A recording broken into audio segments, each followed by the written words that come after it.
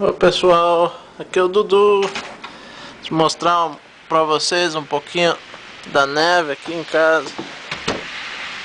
Olha que beleza, tá tudo branquinho. Opa. Olha a churrasqueira. Tchan, tchan. Sem carne hoje. Hoje é só neve. Aqui ó, termômetro. Olha o quintal, vou dar uma volta em volta da casa pra vocês darem uma olhada.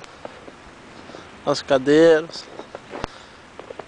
A gente costuma fazer churrasco quando tá calor. Olha que beleza, olha os meus passos aqui.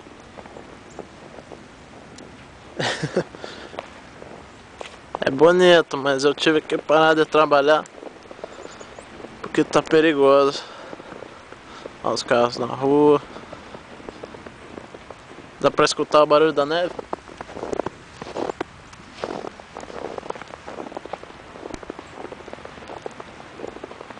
Meu cedrinho.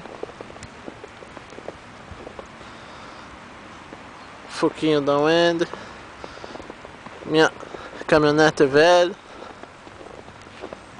E aqui é a frente da casa. Opa, tá molhando a câmera, o Wendy vai me matar.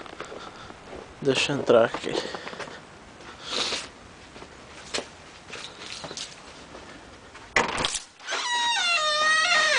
Olha o barulho da casa dos monstros. Olha que bonito. A mãe que vai adorar. Tá bem quentinho aqui, mãe. Tchan.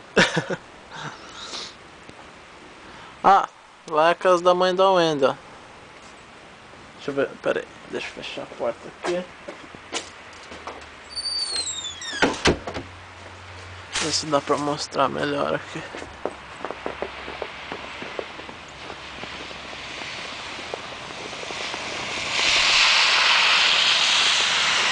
O pessoal tem que andar bem devagarinho, viu? O carro passando ali, ó. Ali é a casa da mãe da Wendy. E aqui... Nossa, loucura, né? Morar na frente da sogra.